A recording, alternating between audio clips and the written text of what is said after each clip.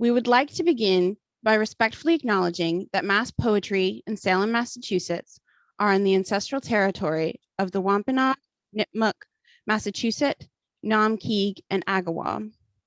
Many other Indigenous communities have lived and moved through this land over hundreds of years, and many Indigenous people work and live in these regions today. Let's take a moment to honor these ancestral grounds that we are collectively gathered upon and support the resilience and strength that all Indigenous people have shown worldwide.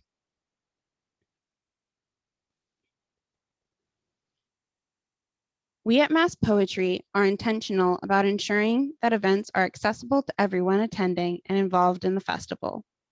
We have closed captions available for this event. If you can't see them, you can turn them on by clicking the live transcript button at the bottom of your Zoom screen and then show subtitles. If you would like to turn them off, you can choose to hide subtitles. For anyone who is depending on auto captions today, to ensure chat messages are not popping up over the captioning, click on chat at the bottom of the screen and it will open a chat panel to the right. If you experience any trouble with this or other logistics, please send a private message to myself or to Christopher Riley. Regarding Zoom etiquette, please keep yourself muted unless you are invited to unmute by the speakers. There are many ways to interact with each other via the chat and the Zoom reactions button, so please feel free to use them as a way to engage. Please be kind and respectful to the event producers and your fellow participants. We will remove participants for discriminatory or harassing comments, and in such cases, participants may be banned from further festival participation. Thank you for your patience, and we hope you enjoy the event.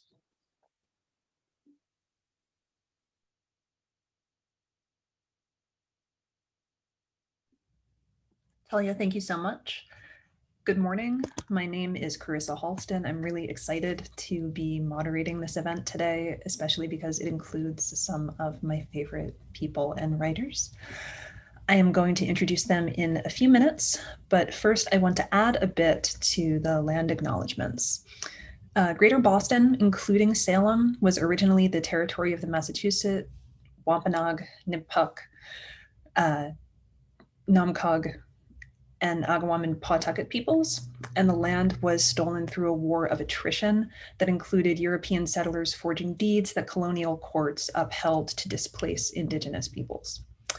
Contemporary Indigenous activists are currently working to include Native American history and culture in Massachusetts schools, and also to force state officials to redesign the Massachusetts flag, which includes a rendering of an Indigenous person that was made from a composite of different Indigenous people's bodies.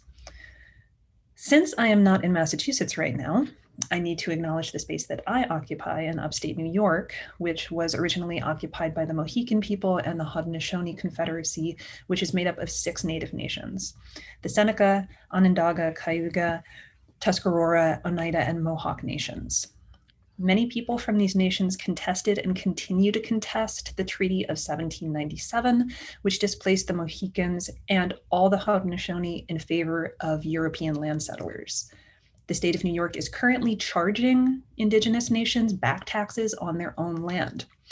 I bring up these specific problems that Indigenous people are facing from the state because our conversation today involves responding to imperial powers, and many of us live and work on stolen or occupied land.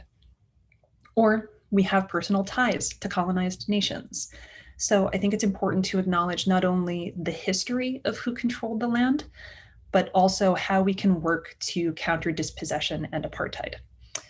That might mean donating land taxes to Indigenous nations, or volunteering your time to helping Indigenous activists challenge state authorities.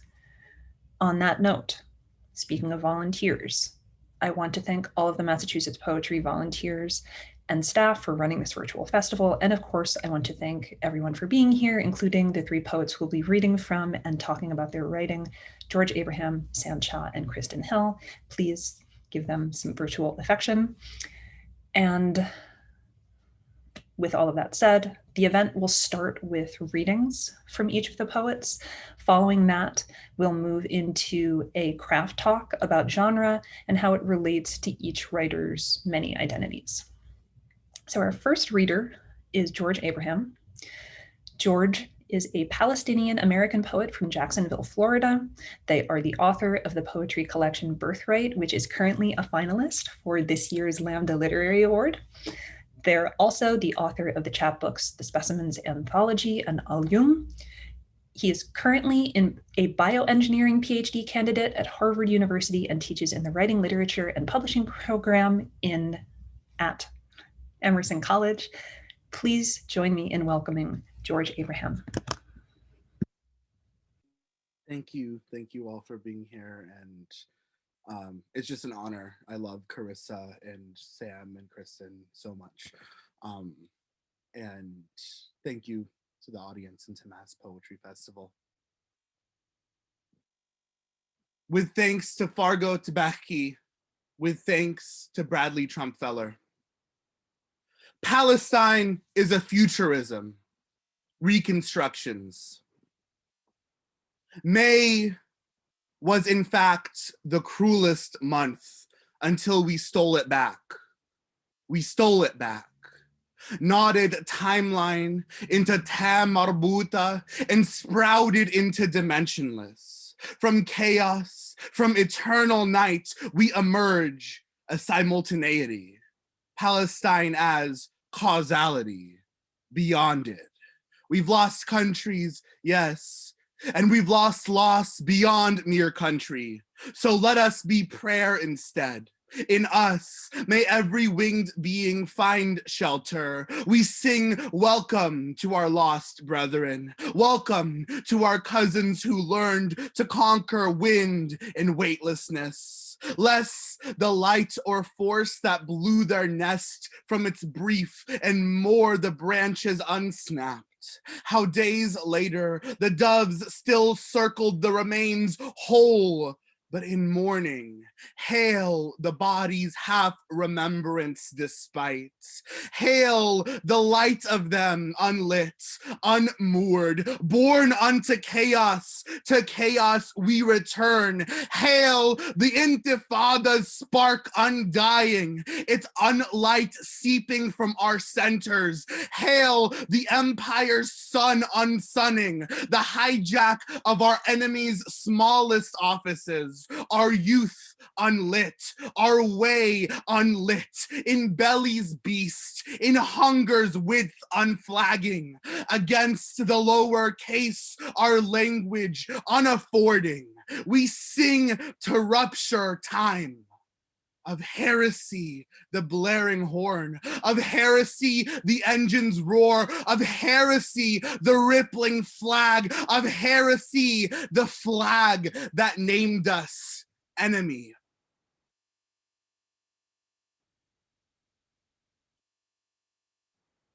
"13 ways of looking beyond a settler," despite Wallace Stevens, exercising Wallace Stevens, beyond Wallace Stevens. 1. Beneath the rockets and sirens' wail, the only unmoving thing was the empty and graying gaze of the settlers. 2. I want to kill the settler in my mind. I want to kill the settler in my body. I want to opposite the settler's right to exist. 3. Wind worded into, velocity's terminal, cut from heaven, felled from highest throne, doused in lakes of liquid fire, of pandemonium, de-winged. 4. To say human and settler are kin is less to say the settler's minds are implicit to human being than to place settler and human necessarily into binary opposition. To study, to specimen, we were never one. We will never be one. 5.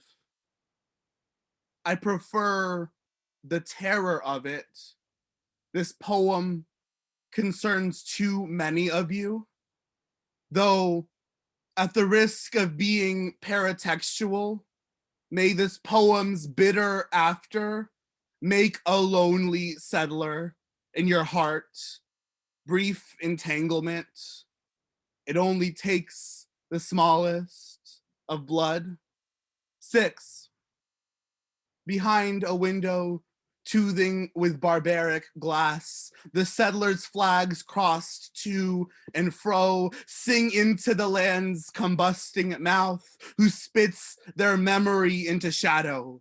Even in death, the land remembers the weight of that dancing. Instead of causality, instead of casualty, Palestine as causality, Palestine as a surrealism.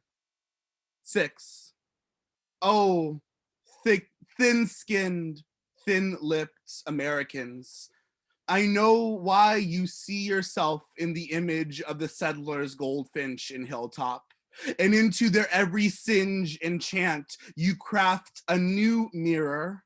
I banish you then from my language, your every image. I'm abandoning you in their rot, their every blood-soaked, their every unsettled tongue. 7, I know acid too can have an accent, and bullets their inescapable rhythm, but I've grown tired of that poem. It's 13 smallnesses, it's finite nations, and because I love my people more than any settler's word could know, I curse every you, anti-us, you who danced on our unmarked headstones, our every ash, with the fire of more than 13 unreachable suns. 8, again, hear me once more. I must be clear. From the center of your unimage will spring a land uncountried, of golden soil, of golden palm kiss, of jasper sea, of rose empurpled, of acacia and every other root that dared to bite back. 9, when the settlers flay themselves alive, not their skins from hand to hand, the length of them will circle and encircle the land until they themselves become a border for a country they didn't know they were dying for. 10, to hear the settler, look no further than the throat of this poem. The English behind its letters, and the English behind those letters, and behind those letters, the letters everywhere into settlers, the letters missing from alphabets like swallowed teeth. 10, again, though once I wanted to see this poem written onto every rocket taking back the settlers' air, to wail as every missile cried before its simmer, I must clarify the sheer volume of our unnamed dead that got us here, how never again returned us once more to again, the lives you stole as price for the inevitable unempire beyond all of us, the lives it cost us to look. 11, tired in his own imagism, the settler unnarratives himself, falls unnamed into the void who birthed him, paradox, mistaken for a genealogy's shadow. In his absence, not merely absence, but unbeing, the land is ready to be. 12, between each number, an infinite space resisting definition. Between each country, an infinity no language can hold. Between river and sea, infinity. Between Gaza and Al-Quds, infinity. Between Al-Lud and Al-Lud, infinity. Oh, infinity of us waiting. Oh, infinity of us. The land convulses. The settlers must be flying. 12, again. And so I name my every motion enemy of their failed imagination. And so I name their every motion enemy of my every self. And they are mine, and they are mine, and they are mine here in this, my imagination of them, beyond them, and they are gone, beyond it from that bitter here where, listen, this is their life on the other end of the gaslight. Listen, the poem must be unfolding. 13. It was morning, all morning. I woke with unsettled tear ducts. I shed that skin like quietest snow. I didn't know that I survived. I didn't know what I survived.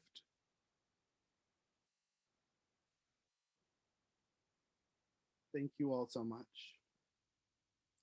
I was originally gonna read from Birthright for my last poem, but I'm going to cede my time to point everyone to the BDS guide. Yeah, like it's been a lot of great folks showing up for Palestine right now. We are winning. We will win. We will be free, inshallah, within our lifetimes. And I just wanted to take my remaining minute or so to say that there are ways to show up beyond just spreading our poems. Like, that's great. It's a good first step, but it's not enough. BDS is the call for boycott, divestment, and sanctions against the state of Israel. And it is a concrete way to show up and move forward. Have the hard conversations with your communities, have the difficult, do the difficult actions that are boycotting and that are divesting, not just in imagination, but in concrete reality as well. Thank you all so much. George, thank you so much. I know it is always difficult to share new work, but I know that this new work is also freighted with all of the current events right now and the ongoing events, and especially because Nakba was yesterday, and ongoing. But thank you so much. So our next reader is Sam Cha. Sam Cha was born in Korea. He has an MFA from UMass Boston. He is the author of the Yellow Book, recently released from Pank, as well as the chapbook American Carnage. His shorter work has appeared in Apt, Assay, Best New Poets, and Boston Review. He lives with his family in Cambridge. Please give a warm welcome to Sam Cha.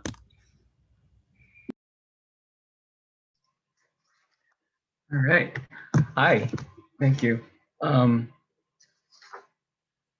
right. From sickness. Yellow, he says through the mic. His ancestors were Japanese and I'm Korean, which everywhere else in the world usually means we hate each other. But here we are in this American room full of American poets. And we are American poets too, except no one else looks like us.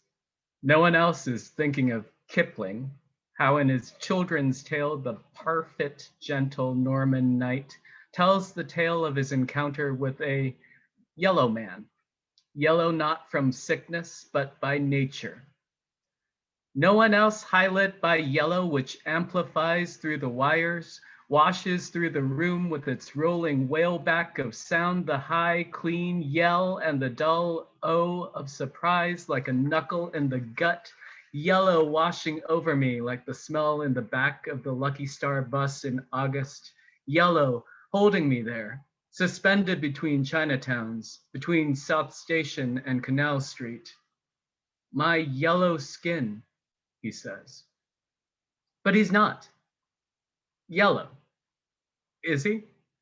I'm looking right at him, not yellow like a lemon or yellow like in the toilet when you're dehydrated, or yellow like The Simpsons, or yellow like popcorn butter, or yellow like a banana, or yellow like a Twinkie, or yellow like the sun, or yellow like a cab, or yellow like a taxidermied tiger, or yellow like Donald Trump's hair, or yellow like cowardice, or yellow like wallpaper, or yellow like a streak of fat, or yellow like nicotine stains, or yellow like a fading bruise. Is that what he sees when he looks in the mirror?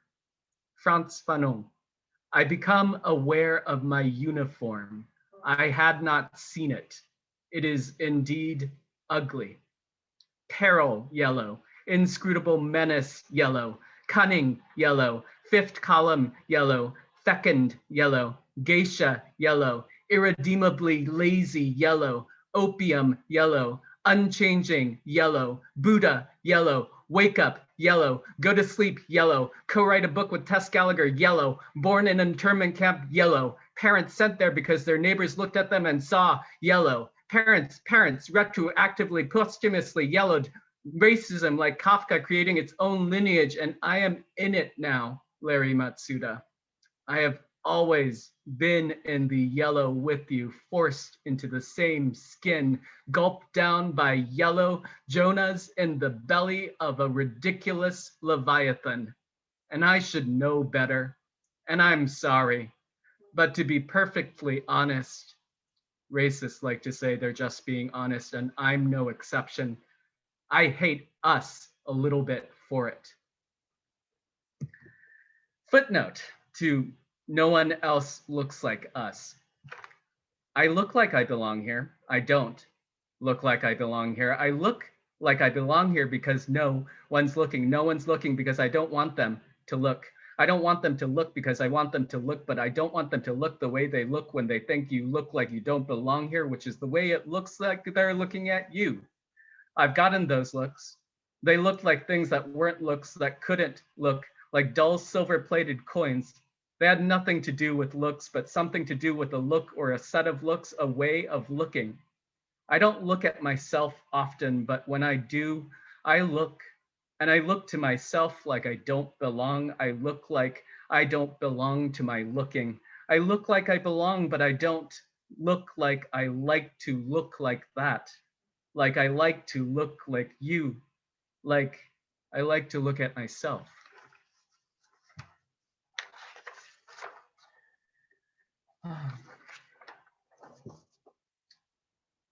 That Shyamalan twist. He's okay now. He used to be mean, but lately he's been nice, he said. That's nice, I guess, I said. Mom says you just don't like rich white people, he said. She's not wrong, I said. But you know who's really mean, he said, and kind of racist, especially against Asian people, he said. Who? I said. This kid, the other day he told this joke and it was horrible, he said. What was the joke? I said. How do you make an Asian talk? He said. You drop a bunch of pots and pans down the stairs, he said. Ching chong bang bong, he said. They're still doing that one? I said. That's not even the worst, I said. The worst thing is, I said, it comes out of nowhere, so you're surprised and you laugh even though it's about you, I said. That's the worst, I said. I laughed, he said. But you know what's actually the worst, he said. What? I said. He's Asian too, he said.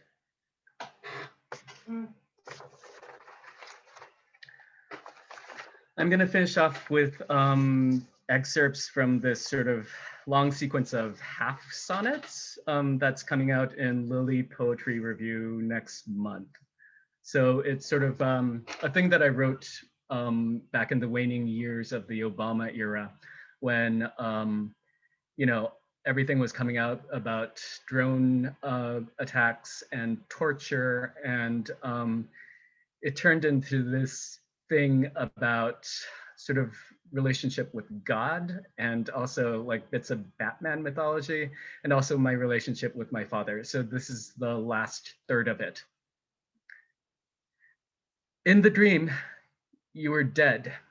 You were so small, Father, wrapped up in cellophane crackle like flowers. I forgot to bring you flowers. Your feet sticking out like two boiled carrots. I touched one, wrong right foot, lacquered crimson, tiny. Where is my father's skin? I asked the Samadis. Bloodless, how they grinned. You don't have a father. We were all perfect once, then time cut off his father's cock, threw it away, mindless cock came, falling, frothy mouthed, and water blushed, made, love, where we come from, flint knife, sky gash, cock crow, brine foam, wound. Whose bones are these, buried here, where lank black grass covers the hillock, sprouts scratched stubble in ochre clay, and cracked ground mutters rumors near two muddy puddles. I am not myself today, my face, a ruin of my father's face. Every boy's his father's grave. Who pulled, red sledded his boy across the frozen lake, who pinched the tooth, pushed, pulled, who plucked mulberries from the high branch, green, white, lion splattered, who coaxed electrons in hand twist of copper, scrap steel axle to bloom in whirligig joy, who cast me t-shirted out and closed the door on cold and tears. Did you eat it? Don't lie, don't you fucking lie. Did I know, Eden? No. No cherry tree and axe, and sir, I will not tell a lie, so I was unwarned. I had no myths, only one. Father, totemic, vast. How I pity him. Poor, clueless daddy, younger than I am now. Thank you.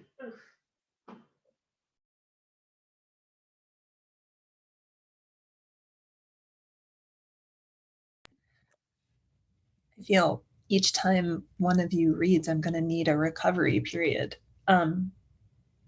Also, Sam, I think we might share a brain connecting God, Batman, drones, and fathers.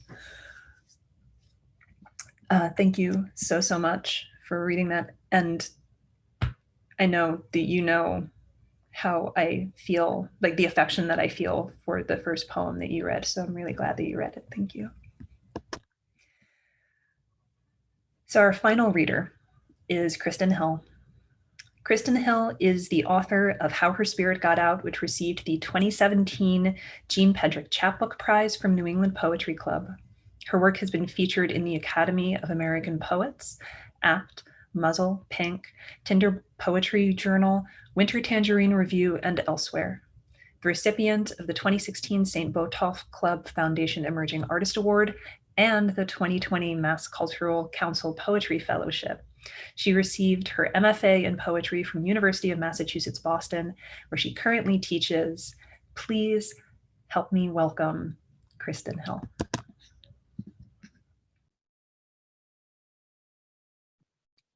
Thank you, Carissa, for just your continuing generosity and also just the way that you are able to create spaces like these that are so powerful and informative and just life-giving. So I'm just really thankful to be here and blessed that that these words exist from the people I love. So I'm just gonna read 3 poems and then we can get to the other part of this event. The first poem I'm gonna read, a troll responded to me and he wanted me to explain something to him that I just had. It's like, why do I owe you an explanation about my work? And that has been coming up a lot. Trolls find me on the web and they want to know why I do what I do or why my work is political or, you know, what does that mean? And of course, you know, fuck them, because it is what it is. So this is a poem that responds to that. This is called A White Poet Said I Owed Him. A white poet said I owed him, not because I was a Black woman, but because I was a poet and he was a reader. And he needed me to explain how some things are inseparable. My great grandmother nourished her family on a love she tended on land she didn't own. There were things that grew inside of her and things that refused to. Her life was meant to pay a debt. Here I was in a room trying to clarify what could make scars timeless, sealed mouths floating across generations. Someone is always trying me when they get offended, always putting their fingers in my truth to examine the quality of my teeth. My great grandmother never said a lot with her mouth. I should have paid more attention to the way she gave her words away. She carried a debt that meant you had to earn her laughter. At even the hint of a stupid question, she'd start humming gospel and turn away. When generous, she gave a look that told a lesson, taught me how to read the world and things that go unsaid. There has to be something I don't owe anyone. I'm glad that there are stories that died with her.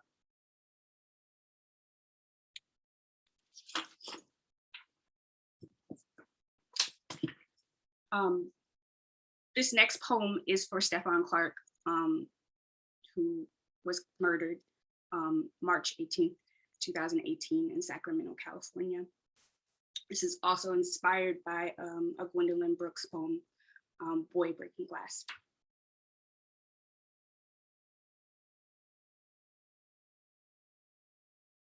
6 of 8 shots hit Stephon Clark's back. I tell everyone because that's how I feel.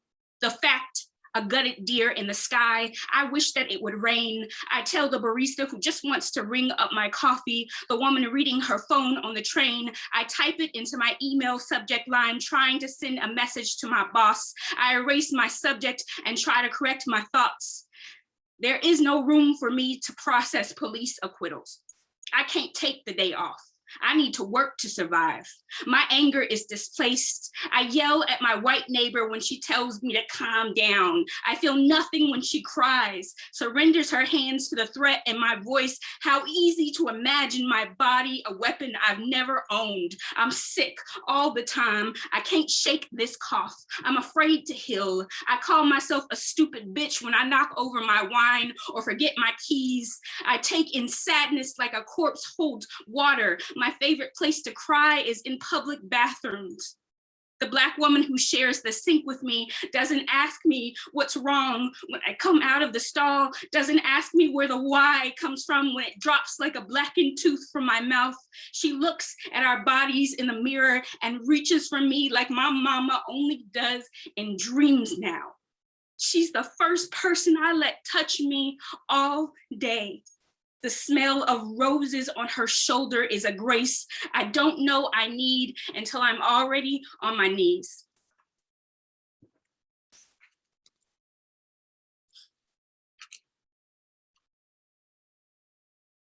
I'm gonna end with this poem. It's made of a series of questions. It was inspired by an ad I saw on the way to work, actually. And it was, the title of the ad was, "Are you a self-identified Black woman?" And I thought, what a strange thing to try to answer, right? And it just reminded me of Naomi Shihab Nye last night was talking about writing to the questions, or poems made out of questions. And I thought that was really remarkable. So I'm gonna end with this poem. I'm gonna try to get through it. Sometimes this poem is hard for me. Are you a self-identified Black woman? Are you eligible to partake in academia? Question your acceptance letter, not writing the other perspective, missing the point of the assignment. Do you get Tarantino's postmodern intention? Are you misunderstanding the function of Flannery O'Connor's Negroes? Do you wonder if your colleagues are looking for the competent color in the room? Are you the only one in the room? A performance of soft shoe? Are you inventing privilege? Are there any side effects? Do you self-isolate, self-medicate, suffer from heavy sighing, eye rolling, weight loss, friend loss, hair loss, laugh loss, self-loss, loss, silence? Did a doctor call your wounds superficial? Did a stranger spit at the sight of you in a dress you thought you wore better than the smile you wiped off with the back of your hand? Did you spit back? Did a man at the bar say you were too ugly to rape? Did you imagine what sound your glass against his head would make?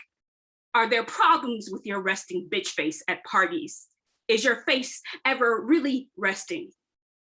Are you tired of being cute because you're trying to be not threatening? Do you wonder if white girls' tears are worth more than yours? Compare your heaviness to someone lighter. Was there ever a time when the faces of magazines pushed against the walls of your stomach when you were 13, 16, 20, and your finger belonged to your tongue? Did you try to purge the light from haloed faces? What did you face instead? Pieces of undigested meat?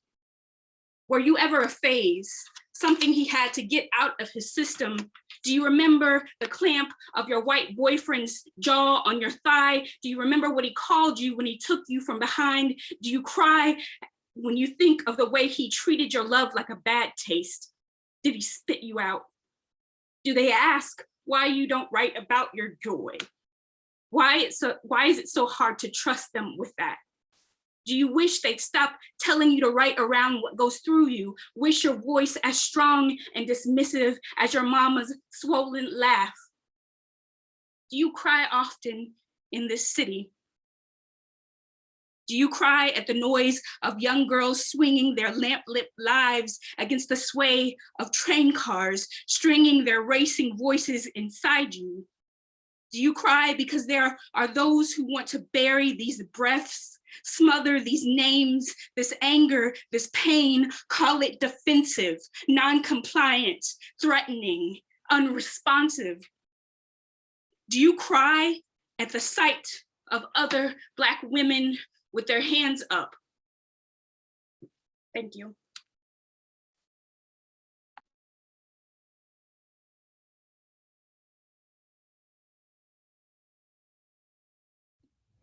Krysten, thank you so much.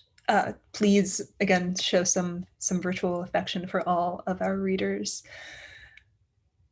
I love you all so much. It's hard for me to not just be like affectionate nonstop, but I know that that's not what everybody showed up for. So I'm going to try to go over these notes that I took.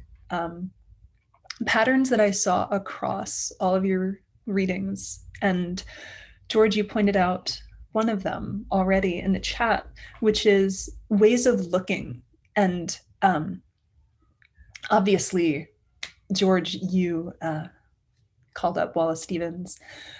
Sam, the idea of looking like something who looks like us, right? Krysten, you were talking about being forcibly examined, right? What is it about looking other than this canonical 13 ways of directives? What is it about looking that places writers who are described at turns minority, marginalized, oppressed, that we can use that kind of counter surveillance to gaze back, like bell hooks's oppositional gaze, right? The question is embedded in there. I'm gonna let you talk.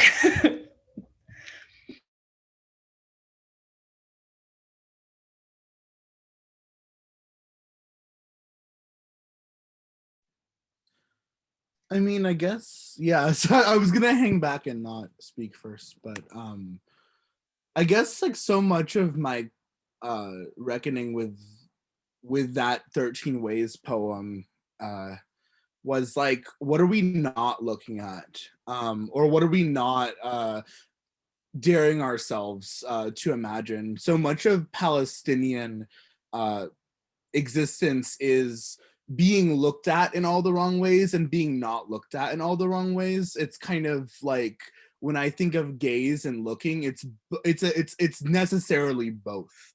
It's a function of seeing and not seeing. And I can't help but think of the only way to counteract that, for me at least, again, in this poem, in this very limited sense, is sure not to look beyond, but to unsee, to unmake, to will not just like the destruction of gaze, but the destruction of everything behind the gaze, and to find solace in that destruction. That's at least my kind of perhaps imperfect solution, as that poem was kind of written literally in the most literal sense in the past few days, and in response to everything going on in Palestine right now. But also I think of like another, just kind of maybe perhaps a different note on this, is all of the poems I read today were after poems, quote unquote. And I think of after poems as a way of seeing each other, a way of looking and saying that, yeah, I don't think the world is seeing my family, Bradley Trumpfeller, Fargo Tabaki, Rasha Abdul Hadi, who's in this chat right now, and the poets who make me. But the world is seeing Wallace Stevens, and the world is seeing the kind of just quote unquote canonical poets. And so for me, I think that like embedded in that poem is like, if you see my poem, then you're also seeing my community and my family. And when can a poem be an invitation to look, is something I'm wondering.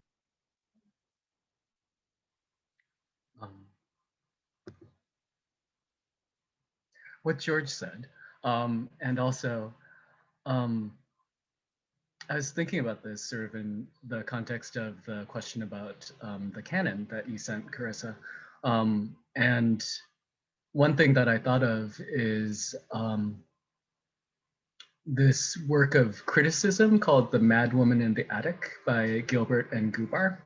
And in it, they say that the woman writer has to contend not only with the male writer's reading of the world, so not only contending with a predecessor, a literary predecessor, but also with the male writer's reading of her. And so I think of sort of my work in like revising the canon, or like kicking back against it, or just sort of like looking back. I love the idea of counter-surveillance, surveillance, as a sort of way of contending against readings of me, against readings that, yeah, don't see the things that I feel are important about me, ways that don't reckon with who I am. Let's see. Also, okay, back to the idea of counter-surveillance. Like, I love that what that makes us is sort of spies, just sort of like hidden undercover. And that's always been sort of like a little dream of mine, to have sort of like a cloak of invisibility, to go to, I don't know, like a redneck bar, or like, you know, somewhere where it would be dangerous for me to go in person as a person who looks the way I do, talks the way I do, dresses the way I do, and just sort of like see what's going on. Like, it's the sort of like myth of Gyges, except repurposed. Again, a repurposing of the canon. And now I'm wandering, so I'm gonna, yeah, stop speaking. No, all of what George and Sam are saying, I think that for me, poetry has always been a space of unlearning that internalized colonizer that also exists right here and that I have to contend with every single day. I mean, it's followed me throughout my life, and particularly in grad school, just unlearning and recognizing when a colonizer is speaking to me and causing me self-harm. And also trying to put that into poetry has been something that I have struggled with. How do you say that? How do you say how it also lives inside of us as well? Because that hyper visibility is of course exhausting out in the world, and also it's also visible and present inside of us. And so I'm just grateful all the poets here are using that and talking about that in their work. That's what I heard today. Yeah, I mean, I think that sight is a kind of violence. When it trims away the parts of you that you hold dear, like it's actively like deforming you, right? So in a struggle to not be read in that way, you have to kick back, right? You have to punch back. So. And I think that a thing I loved in particular about Krysten's work that you read today, and I've seen threads of this in Sam as well, but like the poems are not like afraid to fight back in a way that's not even like, why would one think of questioning why a poem would be afraid to fight back? Like, I guess like that's like, I want to build a poetics where the colonizers are scared. I want them to feel terror. I want them to feel like all of the violence they put on our people back at them tenfolded in their destruction. I want you to look into my poetics and see your destruction. This is something that I've been reckoning with because I think it's challenging to do that. I think it's easy to fetishize the destruction of our enemies, TM, or whatever that means. And it's the more rigorous and difficult poetics and the simple poetics of let me explain, let me justify, let me cater to whiteness and try to make room for myself within your colony and your empire. Yeah.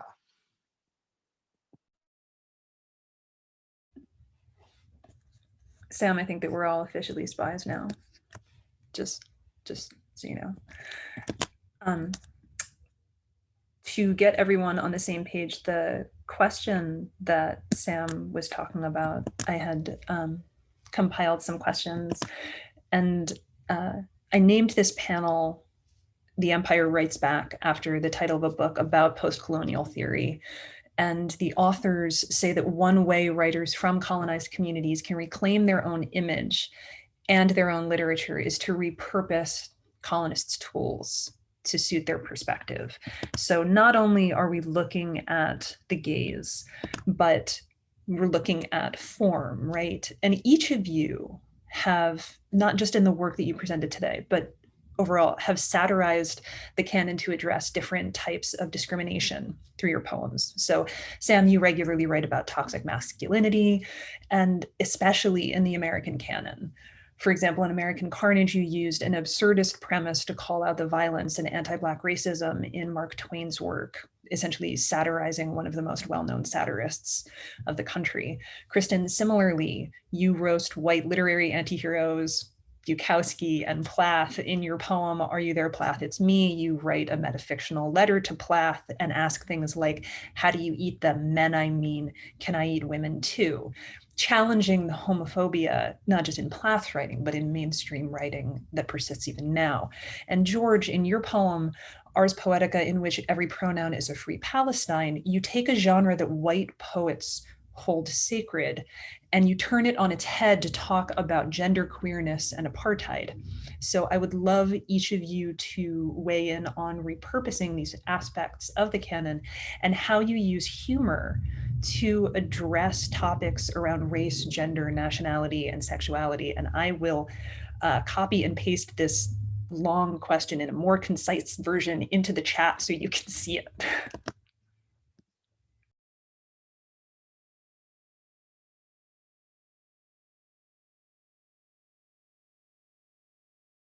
I think in a lot of our work, I'm sorry, I'm not meaning to speak for anyone, but in the work that where I am specifically talking to Plath, who I love and who I read, and I also grew up loving and reading Bukowski, right?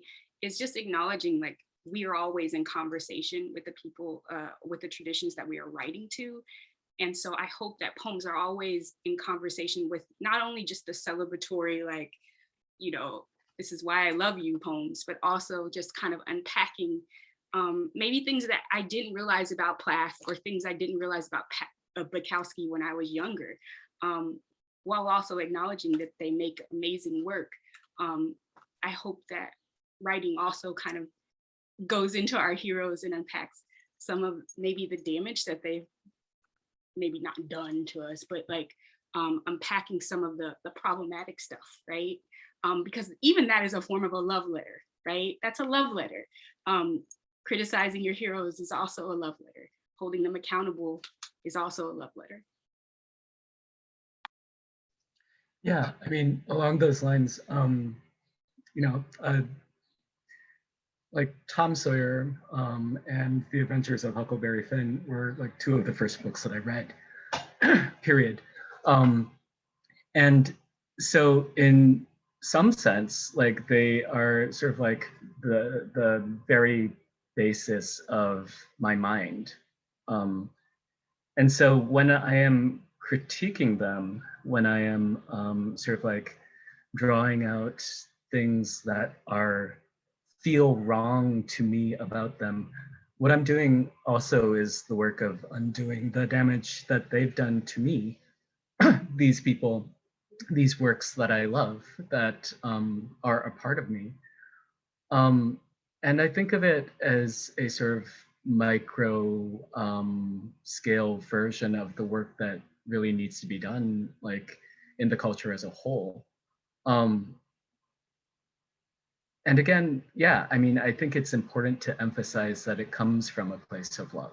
It comes from a place of like being constituted by a thing that is flawed. And in some ways, it's sort of like, you know, it's a very Catholic feeling. It's a very, you know, I was born a sinner feeling.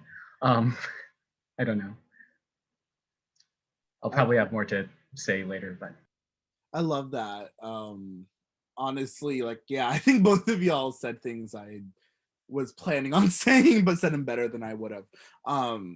There's an interesting kind of like, I know that like, I guess today's poems interacting with the canon were like, yeah, no, a poem like, you know, self-describing beyond Wallace Stevens or whatnot, but there are moments of like, I think I don't intend my 13 Ways to be a love letter in any way to Wallace Stevens. I intend it to be like a picture of me like lighting his entire work on fire being sent to him to his grave.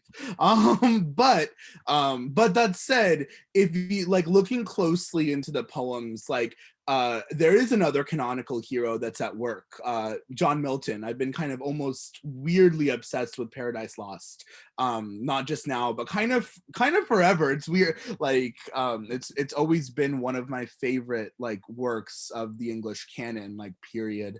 In its fraughtness, in its complications, in like you know, it is an Orientalist text in many ways that have been very explicitly critiqued by scholars who know much more than me. But in that, there's an undertone of, I am a Palestinian and queer and genderqueer reader reading this. I can't unsee like an anti-colonial poetics embedded in there, even if it's implicit, even if it's unintentional.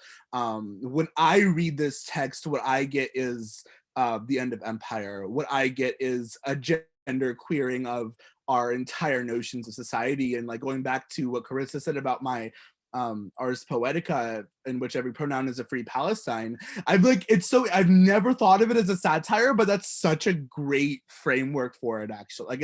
Yeah, because I do think that it is a satire of I'm taking the I'm queering the Ars Poetica. I'm taking a form that's I am a poet talking about poetry and saying I can't talk about what poetry means to me in my body unless I talk about resistance, unless I talk about queering language at a very intimate level. And that is what the craft of poetry means to me. That is the value, quote unquote, of the craft of poetry to me.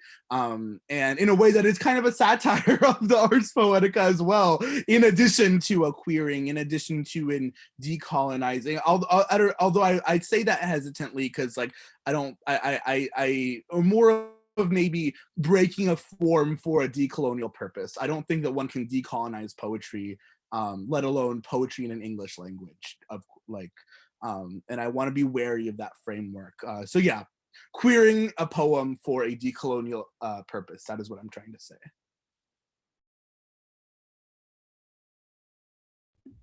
So I know we have very, very little time left, and I know that the volunteers have things that they need to do and want to say. So I want to take this time to thank all of our readers again. You're all wonderful, and I love you so much. Thank you to everyone for being here. Thank you to the volunteers for doing amazing work and making this space for us. I wish that we were all in Salem right now, but you make home feel so much closer to me. So thank you. I'm gonna give it to the volunteers. Hi, yes, thank you so much again for being here for Mass Poetry Poets. If you have a website, socials, link to your books, please put them in the chat box now so that people can follow up with you. Everyone just wants to give another virtual round of appreciation for our poets. Don't forget to support them directly by following them and buying our books. There's plenty more amazing programming happening throughout the day and the end of the festival. I know we're nearing the end, but there's still there's still more things to do. If you're interested in attending more events, check out our website. You can also visit the Small Press Fair, listen to the Improbable Audio Tour, visit the Ekphrastic Gallery, and more. Please follow Mass Poetry on our social media accounts and sign up for our newsletter if you haven't already. All these links are listed in the chat.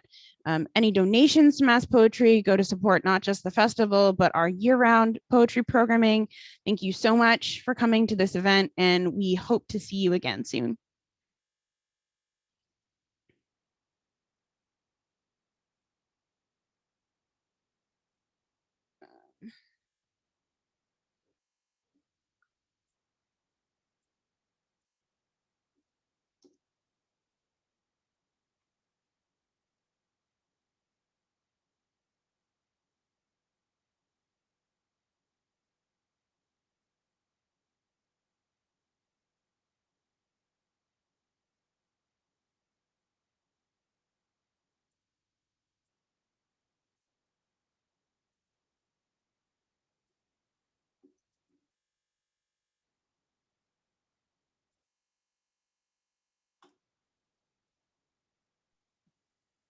Have we reached the stage of our after party yet? I wish. Yeah. I'm not sure. Do we get that? Are we how does that happen? I think there's I think we're still I think we're still recording.